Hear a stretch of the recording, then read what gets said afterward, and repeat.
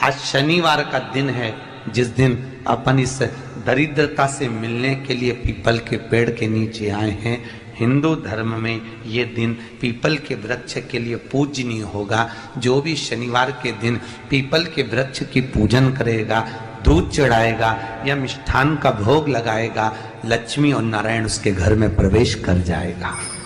लक्ष्मी और नारायण उसके घर में प्रवेश करेगा। पुराण की कथा कह रही है कि दुनिया के सारे तीर्थ नहीं जा सकते, पृथ्वी की सारी नदियों में स्नान नहीं कर सकते, पवित्र नदियों में आप स्नान नहीं कर सकते, या किसी भी तीर्थ में जाकर एक रात्रि भी विश्राम नहीं कर सकते, या हमने जिंदगी में कोई दान करा ना करा, कोई पुण्य करा ना करा, कोई सत्कर्म करा ना करा, कोई शास्त्र पढ़ा ना पढ़ा, कोई शास्त्र सुना ना सुना, उसके बाद भी शिव महापुराण की कथा कहती है कि एक दिन में अगर मात्र एक बार भी आप शंकर के शिवालय में प्रवेश कर गए या मंदिर में प्रवेश कर गए तो सारे तीर्थ, सारी नदियां, सारे सरोवर, सारी बावड़ी, सारे तालाब, सारे कुंड के स्नान का पुण्य, दान का पुण्य प्राप्त, केवल शिव तत्व को प्राप्त कर लेने। शिव महापुराण की कथा कह रही है कि घर में जो दिया होता है वो दीपक भी कोई साधारण नहीं होता, उस दीपक की भी महत्वता है, उस दीपक का भी वर्णन है। एक बात बहुत अच्छे से सुनिएगा, शायद आपकी जिंदगी को सवाल, शायद आपके जीवन को, मेरी जीजियों, मेरे जीजाओं, मेरी बेटियों, बेटाओं, कभी मौका लगे, शंकर भगवान के शिवलिंग के पास में आप बैठे हैं। यहां तक शास्त्र कहता है कि घर में अगर किसी को बहुत तेज बुखार आ गया है, बहुत तेज बुखार, और बच्चा उस बुखार में तप रहा है, बहुत तप रहा है, मारा, तुम जिस दिए में भगवान की आरती उतारते हो, जिस दिए से तुम भगवान की पूजन करते हो, कभी मौका लगा और आप पूजन करने के लिए गए, कभी पूजन शंकर भगवान के शिवलिंग के पास में या शंकर भगवान के शिवलिंग के ऊपर कनेर का अगर पीला फूल देखा है ना आप लोगों ने, अरे बोलो तो जम के, देखा है?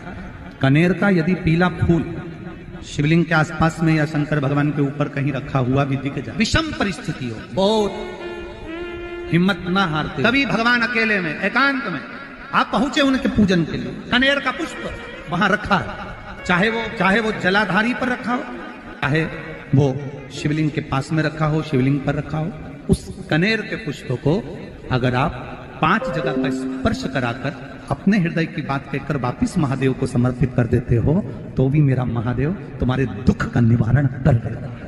अब वो 5 स्थान, पहला गणेश जी का जो स्थान होता है वह जगह, दूसरा षडानंद कार्तिक, तीसरा अशोक सुंदरी वाला स्थान, चौथा जलाधारी जो ऊपर से बूंद बूंद जल नीचे गिरा रही है, जया, विषहरा, शामली बारी, दौतली, देव, शंकर जी की 5 बेटियों का, और 5वें नंबर का है शंकर भगवान के, जो कैसे वर्णन किया जाए, त्रिशूल के 3 भाग होते हैं। करें दर्शन आप लोगों ने, जैसे सामने त्रिशूल लगा है, इस त्रिशूल के ऊपर देखेंगे तो 3 भाग दिख रहे हैं, नजर आ रहे हैं सबको? त्रिशूल का जो 3 भाग होता है, उस 3 भाग का जहां ज्वाइंट होता है, जहां मिलता है, एक जगह पर देखो तीनों भाग एक जगह पर मिले हुए, 3 भाग का जहां मिलन होता है, पंचम स्थान, ये 5वां स्थान, यहां पर स्पर्श कराकर शिवलिंग पर अपनी कामना कर श्री शिवाय नमस्तुभ्यम कहकर बाबा से अपने मन की बात कहकर जो समर्पित कर देता है, हम 3 महीना भी नहीं कहेंगे, हम तो कहेंगे अगर ज्यादा दुख है 3 दिन इंतजार करना, मेरा बाबा उस दुख को मिटाए। 3 महीना बहुत दूर, पर करना है दिल से। और कई तरह के दीपक होते हैं, दीपक का भी विधान वर्णन किया गया, उस दिए का भी वर्णन किया गया। यहां तक शास्त्र कहता है कि घर में अगर किसी को बहुत तेज बुखार आ गया है, बहुत तेज बुखार, और बच्चा उस बुखार में तप रहा है, बहुत तप रहा है, तुम जिस दिए में भगवान की आरती उतारते हो, जिस दिए से तुम भगवान की पूजन करते हो, उस दिए की बत्ती को नीचे डाल दीजिए और उस दिए को पानी की बाल्टी में धो दीजिए। कौन सी बाल्टी में? जिस बाल्टी के पानी से आप बच्चे को स्नान करा सको, केवल भगवान पर से ले जाकर, पास में से ले जाकर उस बाल्टी में थोड़ी देर डाल दो और उस बाल्टी के पानी से उस बच्चे को स्नान करा दीजिए। 15 से 20 मिनट, आधा घंटा लगेगा बच्चे का। बड़ी बेचैन दिख रही हो तुम, क्या बात है? पार्वती जी कहती है देवव्रत कश्मीर प्रदेश का एक भक्त देवव्रत बेलपत्री के वृक्ष के नीचे बैठकर आपका मंत्र जाप कर रहा। मैं आपको जगाना नहीं चाहती थी, पर बेलपत्री के वृक्ष के नीचे लक्ष्मी झाड़ू लगाती है, सरस्वती वीणा बजाती है, इंद्राणी उस बेलपत्री के वृक्ष के नीचे जल का सिंचन करती है, 33 कोटि देवी देवता उस बेलपत्री के वृक्ष की जड़ में विराजमान होते हैं।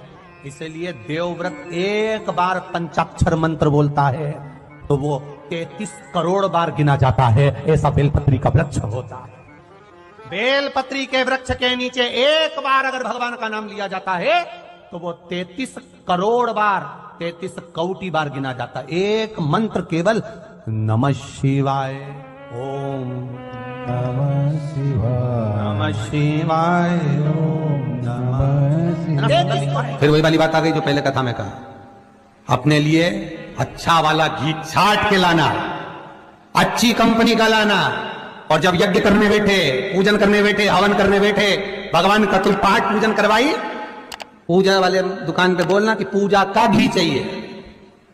तो वो पूजा का सामान बेचने वाला भी तत्चतुर था, उसने पूजा का ही घी दिया। तो इन्होंने पूछा भैया ये घी कितने का? तो क्या 80 रुपए का? तो 80 रुपए का आधा किलो? तो क्या पूजा का है? भारत की भूमि पर इस मृत्यु लोक में पूरे विश्व में ऐसे कई घर हैं जिनके घर में गुजारा करने के भी आफत है। पहनने के कपड़े नहीं, किसी के यहां पर भोजन नहीं, किसी के यहां जमीन नहीं, किसी के यहां दुकान नहीं, कोई पूरी जिंदगी किराए के मकान में निकाल देता है। नहीं, मेरा एक निवेदन है, इस कथा को जितने छत्रपति संभाजी नगर के श्रोता भाई बहन श्रवण कर रहे हैं उनसे निवेदन करूंगा, आप हाथ का ठेला लगा रहे हो, सब्जी का ठेला लगा रहे हो, फल का ठेला लगा रहे हो, धक्के की जिंदगी जी रहे हो, दरवाजे पर बैठे हो, कहीं ना कहीं तुम दास्य भाव की जिंदगी जी रहे हो, तकलीफ में जिंदगी जी रहे हो, बहुत दुख की जिंदगी जी रहे हो, बहुत कष्ट की जिंदगी जी रहे हो, उनसे केवल निवेदन करूंगा 3 महीने 2 जगह पर जल चढ़ाना प्रारंभ कर दीजिए। केवल 3 महीने, एक शंकर भगवान के शिवलिंग पर, दूसरा बेलपत्री के पेड़ के नीचे, 2 जगह पर जल चढ़ाना 3 महीने लगातार चालू कर दो। बाबा तुम्हारा हाथ पकड़कर तुम्हें उन्नति की सीढ़ी पर चढ़ा देगा। हमें कोई चमत्कार करना नहीं आता, और ना हम कोई तंत्र विद्या या मंत्र विद्या जानते हैं, ना हमारे पास में बेल है, ना हमारे पास में भभूति है। हमारे पास में तो केवल शिव का नाम है। आप श्री शिवाय नमस्तुभ्यम बोलो, ओम नमः शिवाय बोलो, नमः शिवाय बोलो, चाहे महामृत्युंजय मंत्र बोलो, उसका स्मरण करते करते भगवान शंकर के शिवलिंग पर जल, और उसी पात्र में जो जल तुमने शंकर जी को चढ़ाया है उसमें से बचा हुआ थोड़ा सा जल बेलपत्री के पेड़ के नीचे चढ़ाना प्रारंभ कर दो। अलग से बेलपत्री के पेड़ के नीचे चढ़ाने के लिए अलग से लोटा भर के जल जरूरत नहीं पड़ेगी। जो तुमने शिव जी को जल चढ़ाया, जो तुमने देवादिदेव महादेव को जल चढ़ाया, बस उसी पात्र का जल शंकर जी को चढ़ाओ, उसमें से बचा हुआ थोड़ा सा जल बेलपत्री के वृक्ष के नीचे चढ़ाना प्रारंभ करना। कौन सा बेलपत्री का वृक्ष? जिसकी छाया आपके ऊपर आ रही हो।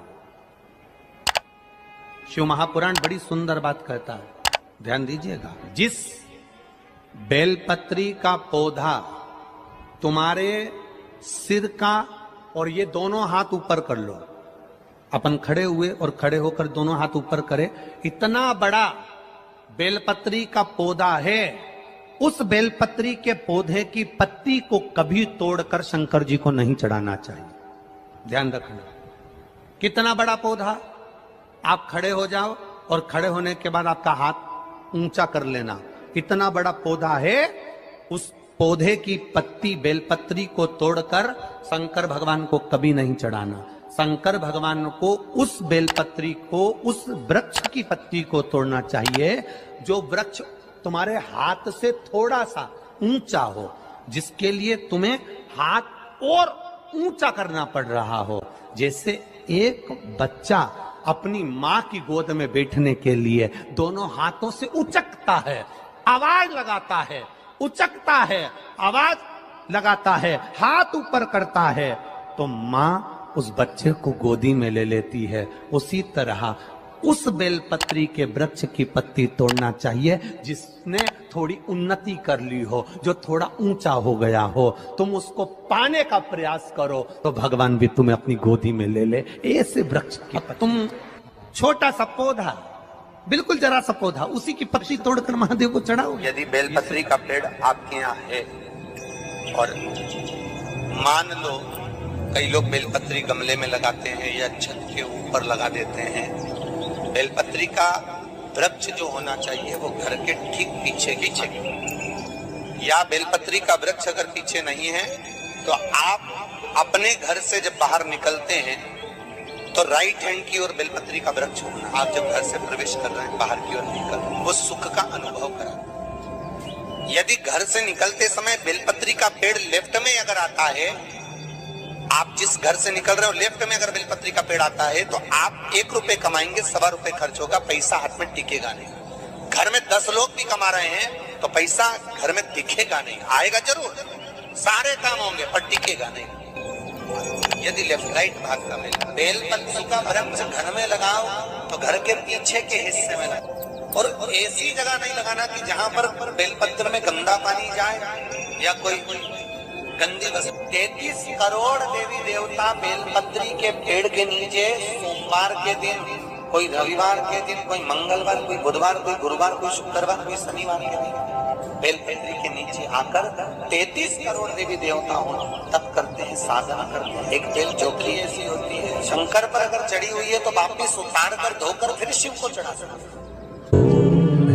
किसी व्यक्ति से कोई काम करवाना है, वो काम नहीं कर रहा, कोई फाइल आगे नहीं बढ़ रही है, कोई कार्य अटक रहा है, या फिर कहीं रुपया पैसा अटक गया हो, नहीं निकल रहा हो, तो एक जल के पात्र में जल भरकर 5 बेलपत्री शिव जी को समर्पित कर कुंदकेश्वर महादेव का नाम लेकर एक सफेद पुष्प बेलपत्री के ऊपर जो शिव जी को चढ़ाई है उस पर समर्पित कर जल जो लेकर गए हो, अपनी उस कामना को कर कि मेरा ये कार्य अटक रहा है, ये कार्य नहीं हो रहा, कुंदकेश्वर महादेव का नाम लेकर धीरे धीरे जल की धार चढ़ाइए। और एक बात हमेशा याद रखना, फिर निवेदन कर रहे हैं, अच्छे से समझ लेना, शंकर जी पर जब जल चढ़ता है, शिव जी का जब अभिषेक होता है, शंकर जी पर जब जल चढ़ाया जाता है, दूध चढ़ाओ, जल चढ़ाओ, कुछ भी चढ़ाओ, पर एक बात का स्मरण अपने जीवन में होना कि इतने ऊपर से मत चढ़ाना कि जल चढ़े और छींटे आपके ऊपर आए।